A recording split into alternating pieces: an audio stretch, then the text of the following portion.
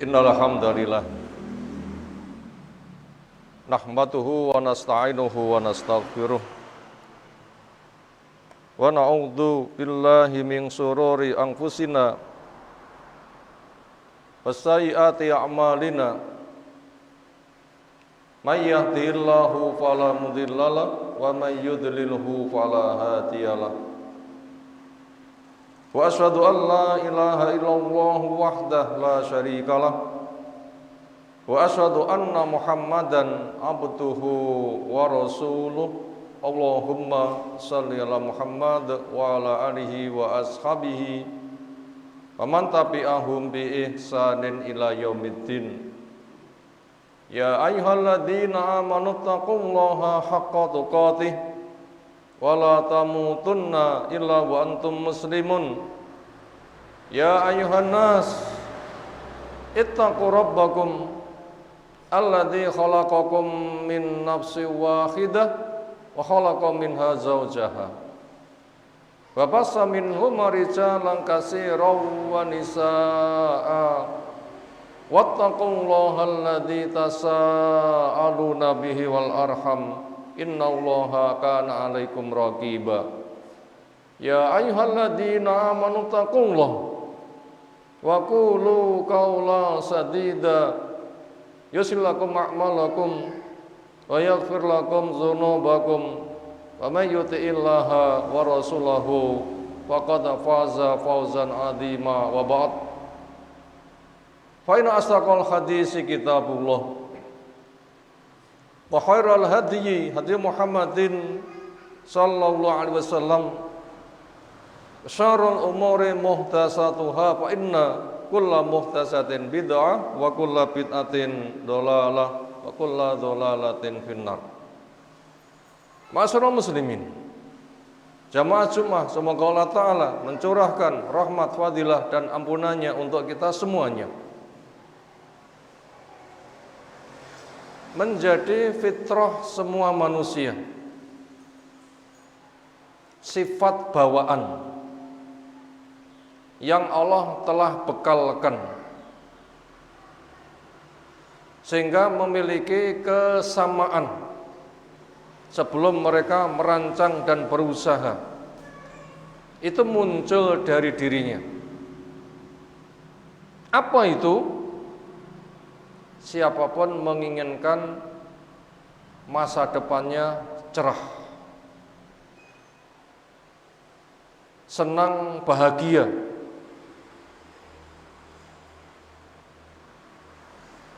lengkap dengan kesadaran semuanya wajib ditopang dengan kerja keras. Maka daripada itu, setiap diri harus tahu apa hakikat sukses dan apa penyakitnya. Bila 4 hal di atas berkumpul pada seseorang, insya Allah apa yang menjadi kecenderungan fitrahnya akan terwujud. Ayol ikhwah, perincian 4 hal di atas. Pertama, fitrah manusia menginginkan masa depannya cerah, senang, bahagia. Sampai-sampai ada orang membuat ungkapan karena terlalu semangatnya. Apabila itu ada, wajar. Kenapa? Itu fitrah. Apa itu? Muda kaya raya, tua pesta pora, mati masuk surga. Kayaknya semua orang bila ditawari, maukah itu? Jawabnya tentu mau. Itu poin pertama. Yang kedua, hal itu akan mendorongnya untuk bekerja keras agar cita-citanya tergapai.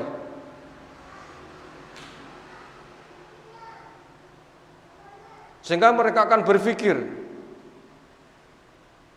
menyiapkan, merancang, mewujudkan dan perkara yang menjadi pengrusak mereka akan mengantisipasinya.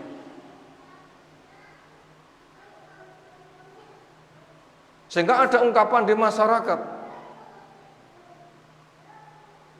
budal peteng mulai peteng, peteng-peteng masih mencari lemburan. Kerja keras banting tulang, kepala jadi kaki, kaki jadi kepala, atau istilah yang semisal. Di dalam Islam pun berkaitan fitrah seperti itu telah ada bimbingannya. Sebagaimana Allah jelaskan, walladzina jahadu fina lanahdiyanahum subulana. Siapa yang mujahadah, bekerja keras, siap berpayah-payah, tidak kenal payah, maka akan banyak diberikan jalan-jalan sebagai jawabannya, sehingga apa yang menjadi cita-citanya dia bisa menggapainya.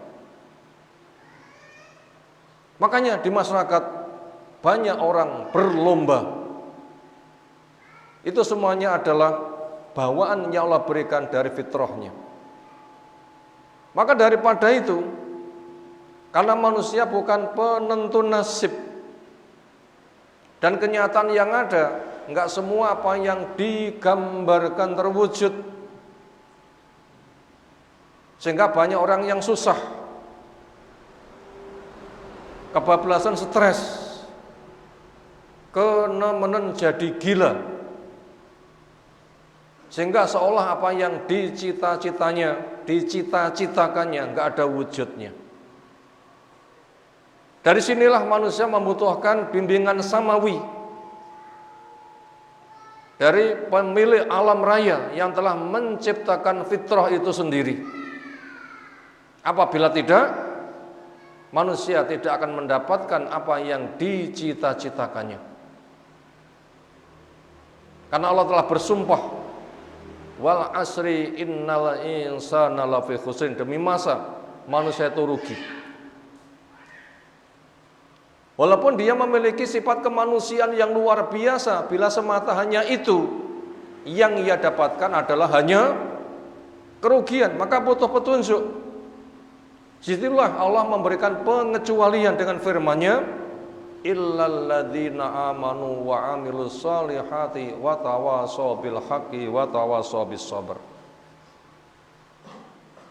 Kecuali mereka yang beriman, beramal soleh, saling berwasiat agar yang hak tegak, saling berwasiat agar mereka sabar. Nabi kita walaupun dikatakan memiliki modal terbaik, bila kerjanya hanya semata itu juga tidak akan pernah bisa membuahkan hasil. Karena Allah telah menyebutkan, wa wajadaka dhallan fahada. Semula Allah menjumpaimu sesat. Bila orang itu hanya mengandalkan potensi dirinya tanpa bimbingan, kesesatan yang ia dapatkan. Makanya Allah memberikan kelengkapan dengan fahada. Allah memberikan bimbingan. Kalau begitu, apa hakikat sukses yang ia idamkan? Karena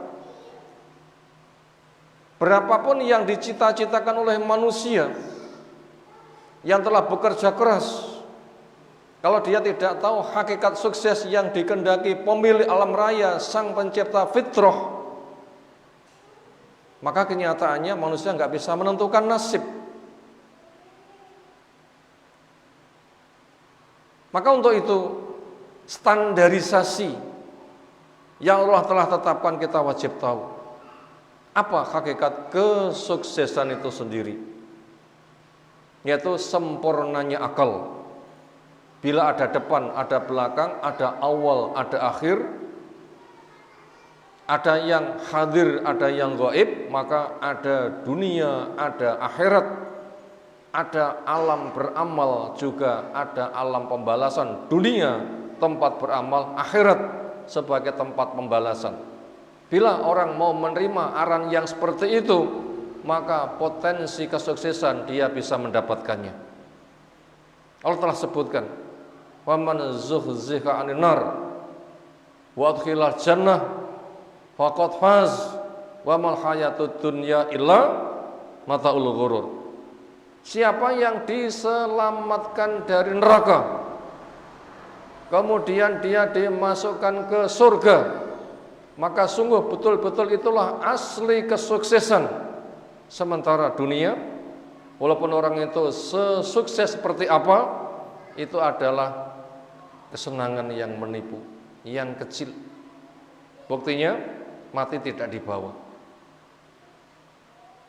Andaikan toh dia itu kaya, berpangkat, tapi kenyataannya selain tidak dibawa, banyak orang yang matinya dalam keadaan memprihatinkan. Makanya kita wajib tahu apa hakikat kesuksesan itu sendiri, yaitu diamankan dari neraka lalu dimasukkan ke dalam surga. Firaun, Qarun, ketika masih nedeng-nedengnya puncak jaya, seolah-olah memang itu adalah jaya segala-galanya. Tapi begitu mudah Allah menghancurkannya. Yang satu dimakan tanah bersama hartanya, itu nasibnya Qarun. Firaun yang sampai mengatakan ana rabbukumul a'la, saya Tuhanmu yang paling tinggi. Apa nasibnya? Menghadapi lautan dia sudah tidak berdaya dan mati di lautan yang katanya sungai mengalir di bawah telapak kakiku. Tapi kenyataannya dia mati berada di dalamnya, tidak berkutik sama sekali. Kalau gitu apa yang ia bawa? Mana bukti kesuksesannya? Ternyata hilang merana. Sementara Nabi Musa sendiri yang ditindas, kenyataannya malah diselamatkan dari lautan, kemudian kembali ke tanah suci. Itulah Baitul Maqdis, itulah Kanaan, itulah Palestina. Di sanalah negeri-negeri para nabi yang mereka mendapatkan derajat terangkat tinggi di sisi Allah Subhanahu wa taala.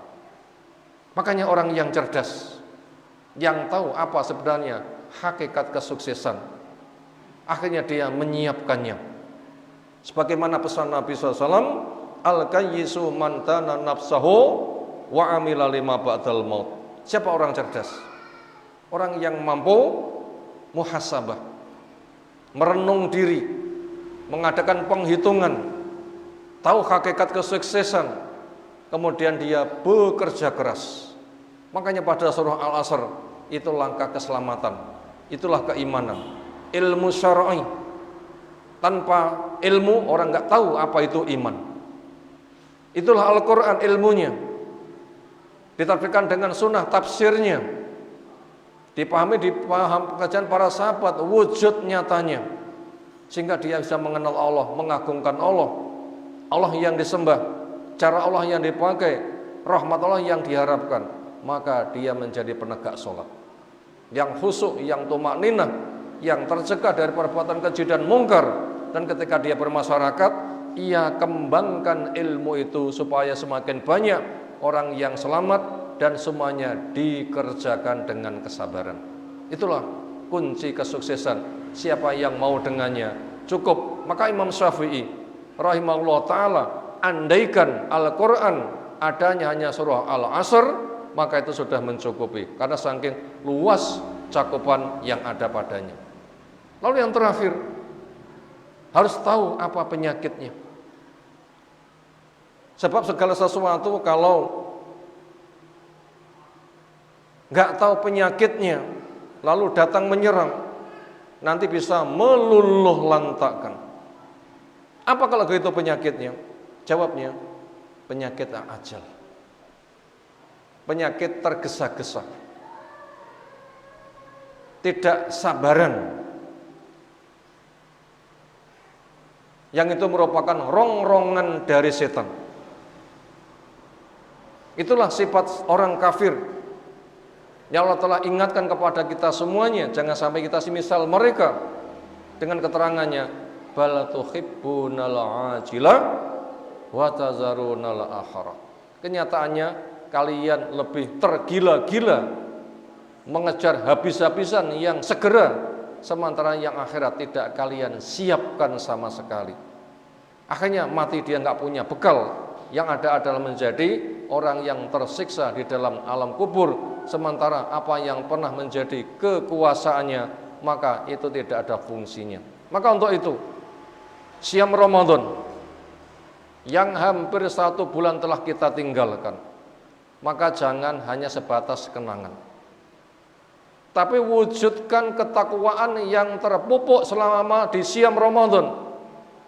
Dengan ketakwaan, kesadaran menjaga diri, jangan sampai terkena murka siksa Allah. Makanya cari ilmu, jalan surga dikerjakan penuh harap, jalan neraka ditinggalkan dengan penuh waspada. Itu namanya ketakwaan. Itu takwa jangan hanya semata di bulan Ramadan. Yang pesan Nabi SAW, ittaqillah haitsuma kunta wa atbi asai'ah al-hasanah tamhuha wa khaliqin nasa bi khuluqin hasanin. Takwalah kamu dimanapun, kapanpun kamu berada. Iringkan ketika kamu berbuat jelek dengan kebaikan. Niscaya kebaikanmu, tobatmu nanti akan menghapuskan. Dan pergauli manusia dengan akhlak muliamu. Gali potensimu dirimu. Untuk apa? Agar bisa memberikan maslahat pada orang lain. Dengan ilmumu, doamu, salammu, nasihatmu, bantuanmu. Itu ketakwaan yang kita wajib untuk jaga. Maka untuk itu siam Ramadan agar menjadi benteng selama setahun, iringkan dengan 6 hari di bulan Syawal. Bila kita menginginkan Ramadan depan kita masih hidup untuk semakin sempurna, di sana ada 10 bulan, maka supaya terjaga setiap bulannya, pasang benteng dengan siam walaupun itu hanya 3 hari. Setiap bulan sehingga punya nilai 30 hari. Sehingga ketemu dengan Ramadan lagi, disitulah kita terjaga dari waktu ke waktu. Jangan sampai apa yang kita kerjakan rusak begitu saja. Ada tamsil yang Allah berikan kepada kita semuanya dengan pesannya, wala takunu kallati naqadat ghazlaha mim ba'di quwwatin angkatha. Sifatmu, perilakumu jangan digambarkan seperti seorang perempuan yang membuat tenunan ketika menjadi lembaran-lembaran kain, bukannya dipakai untuk nutup aurat dan yang lain-lain, tapi ia urai kembali menjadi benang yang berserak-serak malah ruwet. Maka siapa yang taatnya hanya semasa di bulan Ramadan, selebihnya dia tidak mau menjaganya, maka mendapatkan tamsil yang bahaya. Untuk itulah istiqomah wajib kita tegakkan, wajib kita jaga agar kematian kita yang kita akan disambut kematian sewaktu-waktu, supaya kita selalu standby dengan ketaatan dan ketaatan yang dengannya nanti menjadi orang yang matinya dengan husnul khotimah. Semoga kita mendengar, semoga kita paham, semoga Allah menjaga kita semuanya yang kelak mati kita dengan mati yang baik, sehingga kelak kita akan berada di surga Allah Subhanahu wa taala. Barakallahu bil ayati badil hakim. Aku qouli hadza astaghfirullah wastaghfiru innallaha wal ghafurur rahim.